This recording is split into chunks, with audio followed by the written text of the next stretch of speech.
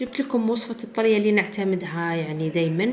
لهنايا في هاد القرعة درت كيلة مزهر، كيلة تاع الحليب ونص كيلة تاع الزيت. يعني انا ندير تاع الحليب ما نديرش تاع بياض البيض. نخلطهم مليح في القرعة. لهنايا كنت غربلت سكر كلاصي تاعنا. كمعلومة يعني كل باكي تاع سكر كلاصي يكلاصي لك واحد 20 حتى 22 حبة تاع كعكعات ولا عرايش، باش تعرفوا برك المقادير. لهنايا نحكموا نعجنوا مليح السكر تاعنا. واللي عندها البيتخا تسهل عليها اكثر، يعني دير في البيتخا وتعجنها. واللي ما عندهاش تقدر تعجن بيدها كما قلت لكم لهنا. تعجنوها مليح، تعجنوا هذاك السكر كلاصي.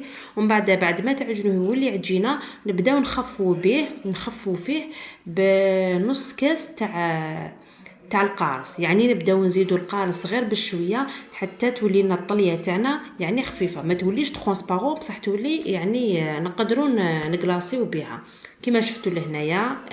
خطره الاولى درت ومن بعد شفتها مازالت لي ثقيله، زدت درت القارص يعني خففتها بالقارص. ولهنايا بانت لي يعني راهي مليحه نقدر نطلي بها. نمد لكم يعني استيس واحده اخرى باش تعرفوا الطليه تاعكم باللي كي ديروا في الحبه ما تتعرش.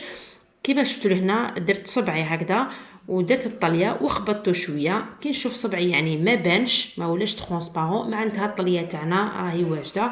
نغطوها نخلوها تريح واحد 2 سوايع ولا 3 حتى تخرج كامل الهواء تاعها وتخرج هذوك الفقاعات.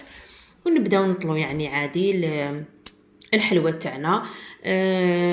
نسيت يعني سبقني الفيديو، نسيت ما قلت لكمش باللي الطليه لازم ديروا لها مغرف تاع ملون ابيض. تحبوا تخلوها بيضاء كما انا خليتها بيضاء، تحبوا ديروا لها كولور واحد اخر لازم يكون الملون الاساسي هو الابيض. يعني ديروا الابيض ومن بعد زيدوا لا كولور اللي حبيتوا تزيدوها. لهنايا نطلو يعني العرايش تاعنا ولا كعكات الحلوه اللي قلت لكم. لهنا يعني كنت نطلي وما نصور على بها ما صورتش مليح. يعني وهاد الطريقه تقعد لمده اطول يعني وتقعد طريه ما تيبش. انا يعني معتمدتها وسهله. ونقول لكم ان شاء الله تسيوها يعني وتجربوا هاد الطريقه وتعتمدوها نتوما تاني. ونقول لكم ما تنسونيش بالجيم وابوني في لاباج وفعلوا الجرس باش يحكم جديد في الملتقى ان شاء الله مع وصفات اخرى.